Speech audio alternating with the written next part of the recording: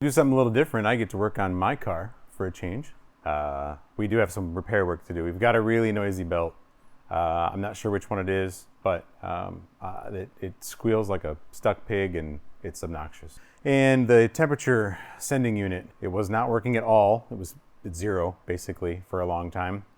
And dug into it and found the wire had come loose, and so repaired the wire on it. And now it's at like full temp, like hot 250, and it's not that hot. So I think the sending unit's bad. I do have another one, so we'll replace that. And we have some suspension upgrades. I got some sway bar front and rear sway bars from QA1. Let's get to it.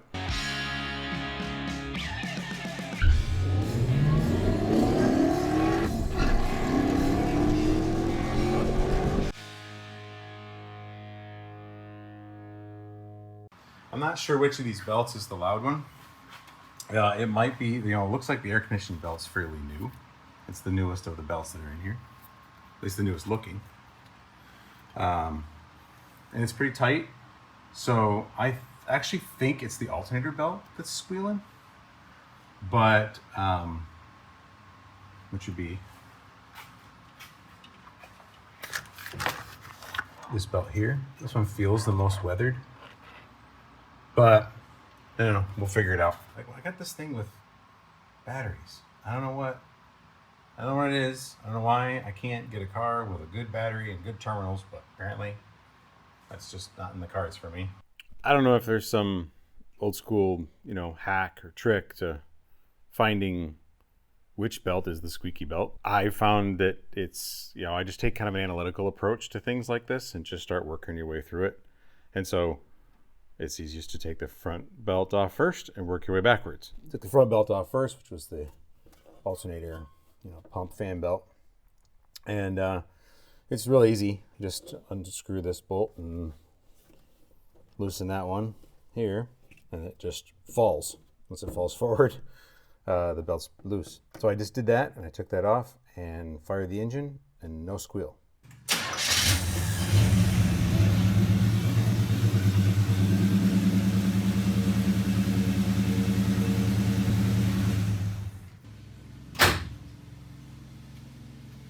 I did notice though when I had the fan belt off that the power steering pump belt was pretty cracked up, a little rotted.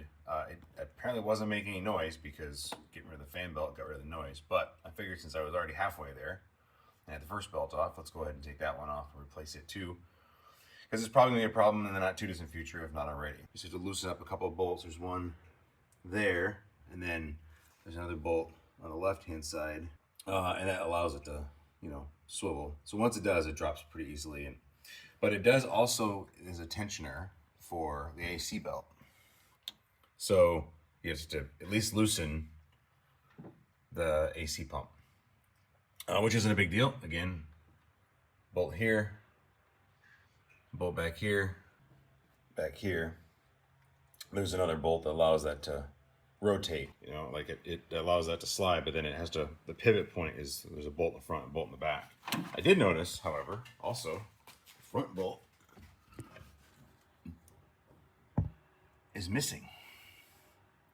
It doesn't seem to cause a problem. The back does enough, but I'm going to figure out what that bolt is and get a new one in there. Then this belt doesn't have to come off. It just gets loose enough where this can rotate down and that belt can come off. We'll move on to the temperature sensor, the temperature sender, which is down there. It's actually the easiest way to get to it. It looks like it's going to be from inside the wheel well, so we'll take the tire off and get to it from there. So I've never actually replaced one of these sending units, so I'm kind of winging it a bit. But it's right here, behind this bracket. I think I can get a socket on there versus trying to get a wrench down from up top. So I'm gonna try that. Get the wire out of the way. I'll pull one plug wire off just to get it moved. I don't think I can get a socket in there. No, maybe not.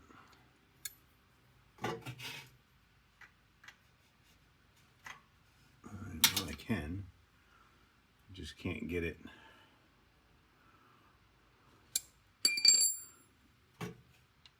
a slight extension. It's not an extension, but an adapter that'll give me a bit of an extension. I don't know how much fluid's going to come out of here. I expect quite a bit. So I got a pan underneath to catch coolant. It's a socket size of the I think it was a 15/16 socket.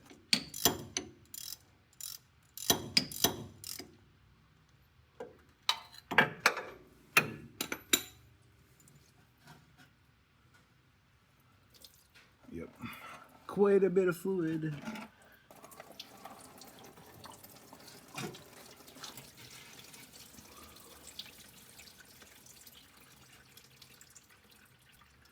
Probably would have been better to have, like, drain the coolant first. I was committed at that point.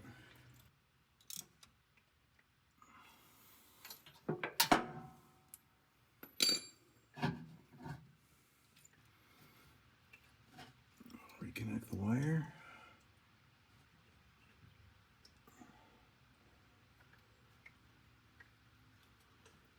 Guys that, you know, old school small box Chevy guys, what's the operating temperature? What should it be? Is that right? It seems a little warm.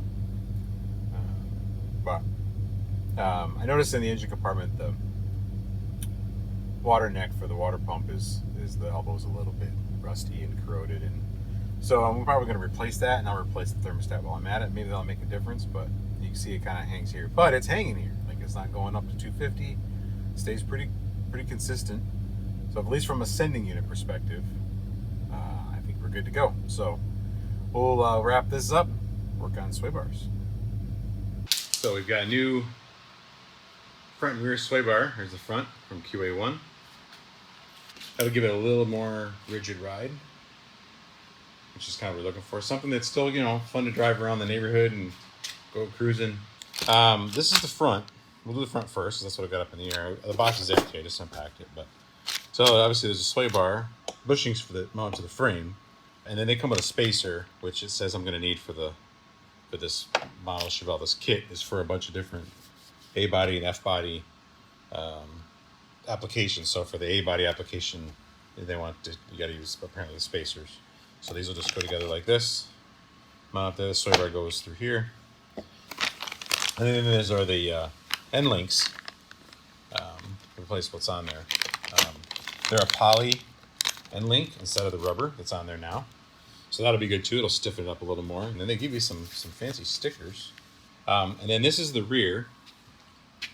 And the same, 2 more stickers. It's all one kit, so I got 4 stickers. I've never done the rear, so I haven't gone through this yet, but they, you know, some different various hardware brackets. For now, I'm just going to do the front. The first thing I do is get the old one off. This is all there is to connect. There's right end links and the frame bushing. So we'll get those disconnected on the other one. One there, one down there, and then there's the sway bar links. Undo that one at the top and drop the bolt through. My favorite things with working on these old cars, you basically take almost the whole car apart with like 3 wrenches, maybe 4, like 1/2 inch, 9/16, 5/8. Maybe a 7/16 in some cases. They're simple. Simple is kind of nice. So it's a 9/16 on the bottom, and it's a 9/16 on the top.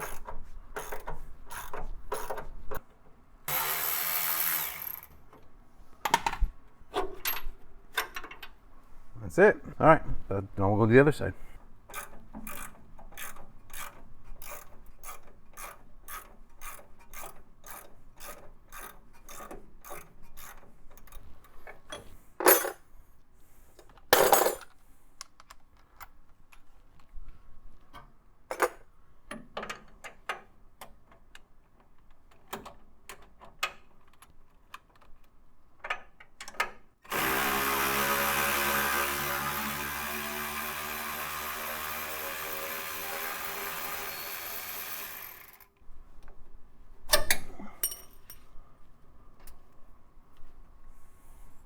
Now we'll do up underneath here. That is probably also a 9/16. It's around the side already and it's loose. We'll do the bushing on this side. That might be a little harder to break free Hasn't been driven much in bad weather. Nice thing about those is not everything's all rusted up. That's one nice thing about working on your fun summer cars instead of your daily drivers. Especially if you live in a northern climate where you get a lot of snow and you're working on your daily, it's covered in grime. Few things more fun than laying underneath your car while snow and ice and other crap falls on your face.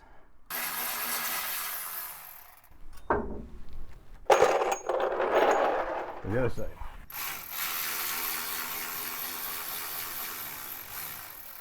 I want to be careful now. These have some weight to them. They're going to want to fall. Let it down easy. Let's get out here and take a look. All right, I've got a package open here of hardware. So these are going to be washers and bolts, I assume, for these. Then save the other bolts though, just in case. So you got these little packs here, a little grease on the inside. They're split open so you can get them around the sway bar, also so you can get in there and grease them real good. They give you plenty of grease, so don't chintz out on the grease. Probably should have put like rubber gloves or something on before I did this. And then my hands are all slimy. I'm gonna give myself a hand with the jack and hold it up there while I bolt it on, since I don't have an extra pair of hands to help me.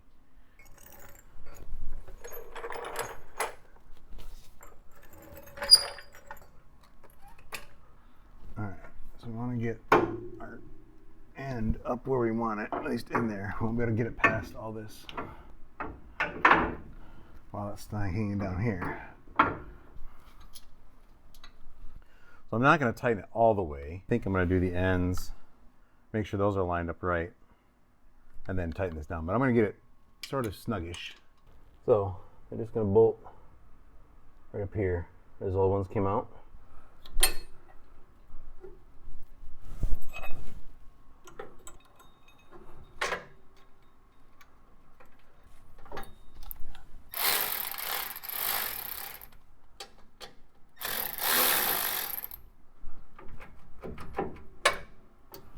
So they're at least mounted. They're not tightened yet, but that's okay, I think, because now I'll put the end links on. So these end links come already screwed together. I gotta take them apart and put it back together. So the lower control arm goes in here, so bushing on top, bushing on bottom, and then this goes around the actual sway bar hole. Okay, so this goes, do this right, but you couldn't see, this goes through the bottom. And one of these bushings goes underneath, and then one goes on top of the lower control arm. Then you put a sleeve on, and then on the bottom of the sway bar, another one on top. But if you notice, you're on top, it's not going to be long enough. And that's because the suspension is unloaded. Get underneath the shock. Watch your fingers here. That's me talking to me. Watch your fingers, because I tend to not watch my fingers. Almost might have enough now. Get a thread or two on. Now, these have a torque spec, and I don't remember what it is, but you do want to torque it to spec. Normally, if you heard me say this before, like how many torques? All of it. But it does change the way it rides. So the more you torque them, the stiffer it will be with these poly bushings. So you do want to make sure you torque them the right spec. Frame links, it's 22 to 25 pounds. So we're gonna split the difference there. And on the end links, it's 10 to 18. Depending on how stiff you want it to be. So if you're at closer to 10, it'll be a little less responsive, and so your ride will be a little softer, your turning will be a little softer. At 18, it's going to be tightened up real good and get stiffer. We're going to go to the 23 to 25 here. So this is a basic torque wrench if you've never used one of these. They're not really that hard. There's some numbers on the side. So this one is a 3/8 socket, and it goes from 5 pounds to 50 pounds, I believe. 80 pounds up here is 80. It goes 80, 75, 70, 65, yada, yada, yada. All the way down to 5. When you want to go somewhere in between, that's where these numbers come in. So right now, if I wanted to do 23 pounds, let's say, so I'll rotate this up to where the 20 line is and get to 0 there. So that's at the 20 line. and 0, so it's 20. So then I rotate 21, 22, 23. We'll go 23 pounds. Then you lock it in at the bottom. Now there's digital ones that make this a lot easier. I'm not that fancy. I just got the regular old school mechanical torque wrench. And when it clicks, I'll hear that. That's it done. I'm gonna back it down to 18. So go to 20 with 0, down 1, down 2, lock it back in. Just hand tightening these doesn't get very far. It's a lot of ratcheting to go here. You could use a power one, but you can't tell us torque spec, so just keep it up by hand. Not a big deal. That turns really easy. 18 pounds is not that much, so this is just a, you know, busy work here. There it is.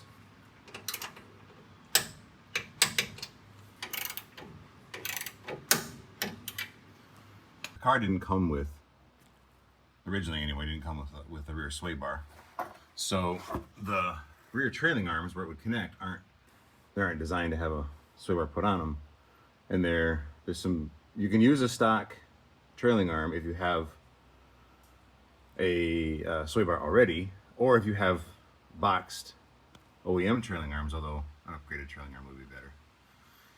But mine aren't boxed. So I went ahead and ordered from QA1 their lower trailing arms, and they should be here later today. The upper trailing arms are up here, up on top of the rear end. I didn't buy new ones of those. I still might. I ordered a bushing kit because these bushings look really bad, and I kind of feel like if I'm going to take these off, then maybe putting upgraded ones back on. For now though, so I get this sway bar on, we're going to get this one off, and these bushings are pretty bad anyway. So I hit it with some PB Blaster a little while ago and let it kind of soak a bit. Most of the stuff has come loose pretty well, but no sense fighting it if you don't have to.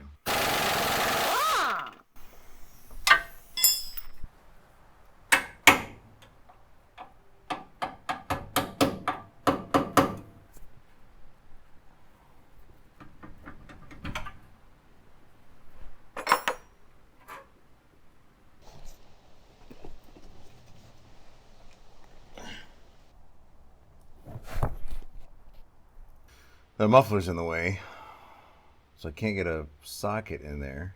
Does this go all the way through? Where's that go? It goes into that side. So maybe I don't have to get a socket in there. Let's take a look out there. There is the bolt for the top side of the trailing arm. So you gotta go through this hole in the frame. So I can get a socket through this side pretty easily, I think. And then just hold it with a wrench on the other side. So I was going at it all wrong. I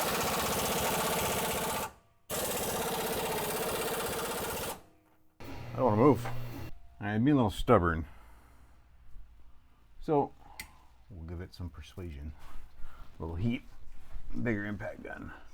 And we'll give it the big dog. There we go. I'll teach you.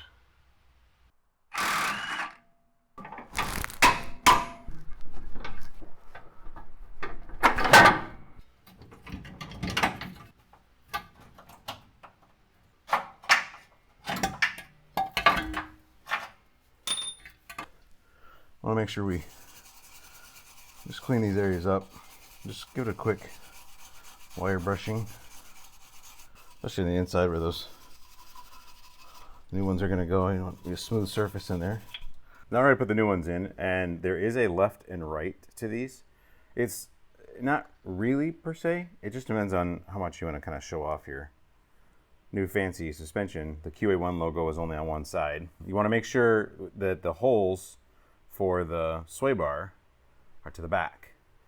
So in this case, this one's the front, and this is the back. Just also make sure that the grease fittings are down under to the bottom, so that way you can actually get to them. Because if they're on the top, I mean, they might not even fit, they might bind up, but even if they don't, you're never getting up inside that bracket to grease them. So make sure the grease fittings are down. They give you all the bolts so you don't have to reuse your old hardware.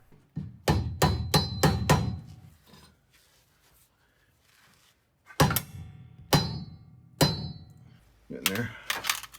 So I'm gonna kind of work it in, I guess. It's really hard to see where that bolt's supposed to go. Of course, you can't see the other side. So you gotta just do it by feel, best I could tell. What's your problem? Talk to me. Tell me what's going on with you. Why you're giving me so much flipping trouble. Huh. Alright, so the issue was, this could get you in here to see it, but there's a bracket right here, and that goes up to the upper trailing arm. And that was not lined up. So it wasn't that it wasn't lined up with the frame rail here. It was the bolt was hitting the end of that bracket, so I had to get back here, and then it was pretty easy to just move that bracket and push the bolt through. So I just got that finger tightened down there for now, and we'll get the back side put up there, and then we'll torque them, and then move to the other side.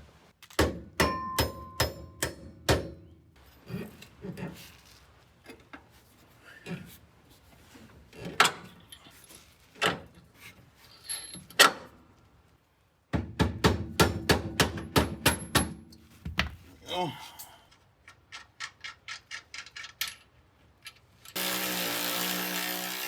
All right, I'll set our torque wrench here. 70. Let's see if I got enough oomph left after banging on that thing. You can get it to 70. There it goes. There's your 70.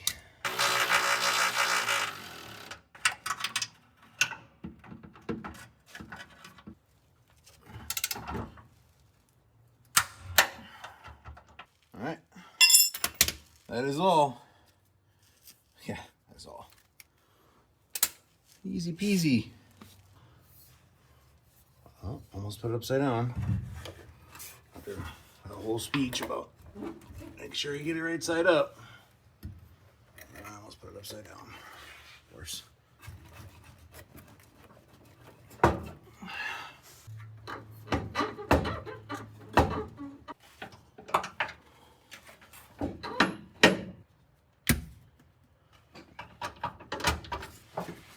Oh, there we go.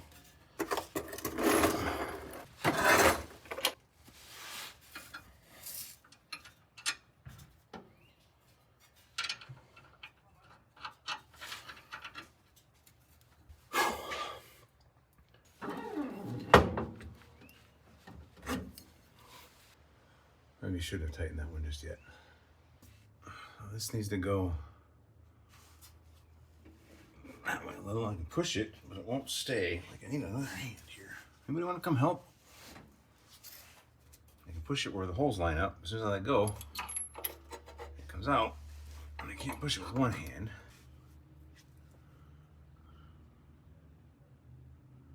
Wonder if I can hook a ratchet strap to it and pull it.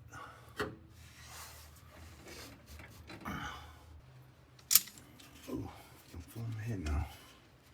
That would not be good. There we go.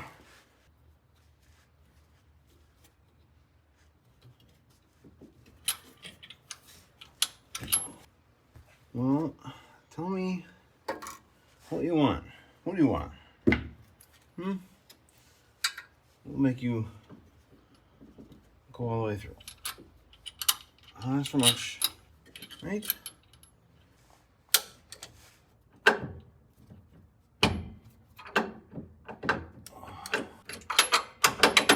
There we go, come on. Come on.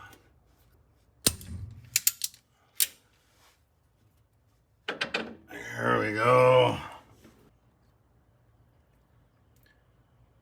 All right, I'm gonna put some Loctite on here. This blue is the blue Loctite. So yeah, in case you're wondering, I did forget to put Loctite on the other side. So I'm gonna take that one off and just back it off a little bit, put some Loctite on it. But I won't bore you with all that. Now that we got the trailing arms on, we'll move to the sway bar. And so they give you these little brackets. They're like aluminum brackets here. And these, the bolts will go through here and through the trailing arm. In the pictures anyway, they have these down in the bar on the top side. I don't know if it matters, but I'm gonna do it without the picture. So you got to square this up once you get it up there. It tells you to measure from the bend to the inside of the first, this gap here. So make sure this gap here is the same as this gap here, and you're good. I'm assuming though that, maybe they're not the same length. I would assume that you could do the same thing here. These are going to be in the same spot on both sides, but also might be like there's some variance from here forward with the bars and the geometry of the car. And so they want this elbow to be squared up with that elbow. I'm going to do it like they said, but I'm going to double check it with the end because that's an easier measure than trying to get to the bend. Like, where's the bend? Where do you measure? Is it here? Is it here? Is it, there's nothing to butt up against. So, it's not hard to be 1/8 of an inch off, but this is a hard surface, flat surface, and a flat surface with a tape. So I'll double check with that.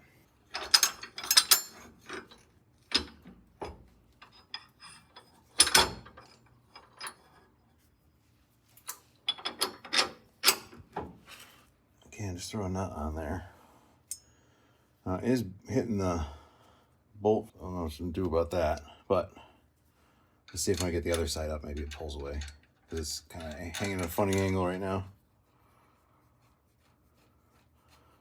But this will at least keep it from falling on my face while I do that, I hope.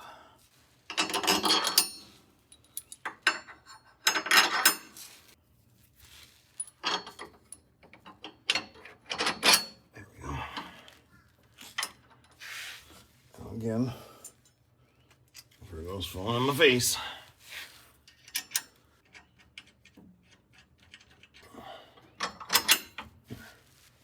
You don't want to use the bolts to draw this to the arm. So they give you these shims.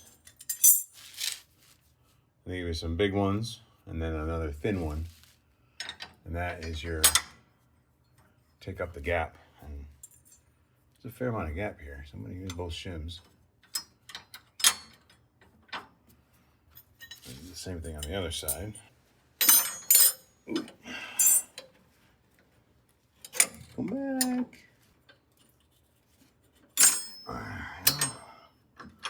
Now, it's still hitting this bolt here. Although we can push it forward. I think about it. Yeah, that'll work. I don't go quite that far.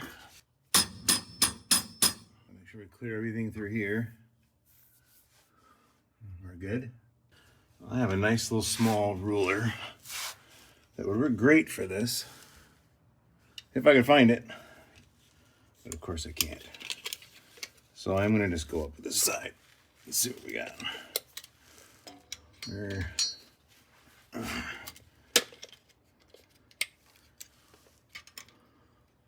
And there's eyeball on the bend, I would say 3/4 to the bend.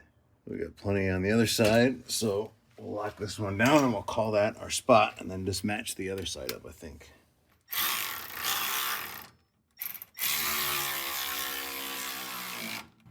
So I see that.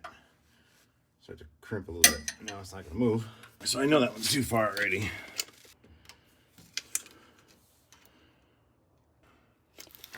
Less here, so just gonna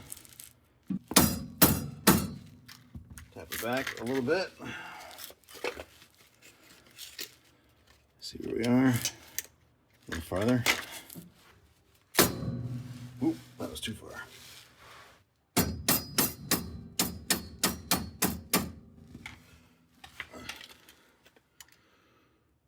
3/4 there. So it was square. We'll lock it down.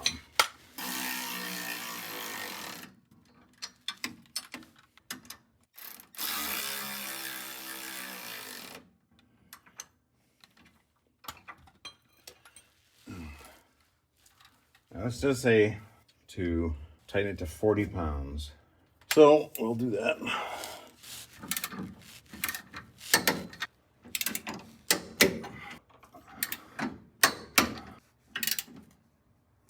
There we go.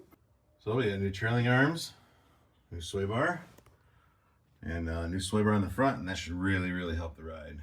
So now we gotta get it on the ground, take it for a test drive. All right, well, give it a little road test. See how she handles. Temperature's still holding steady, so that's good. And no squeal at startup. Also good. So we're 2 for 2. Oh yeah. Don't have to lean into the turn. This is already tighter.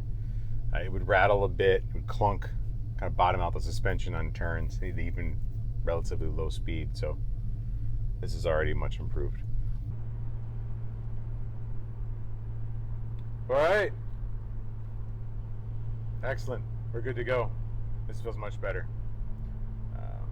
I'll drive it around, give it a couple of short road trips, and then come back underneath and check the bolts, make sure everything's still as tight as it should be.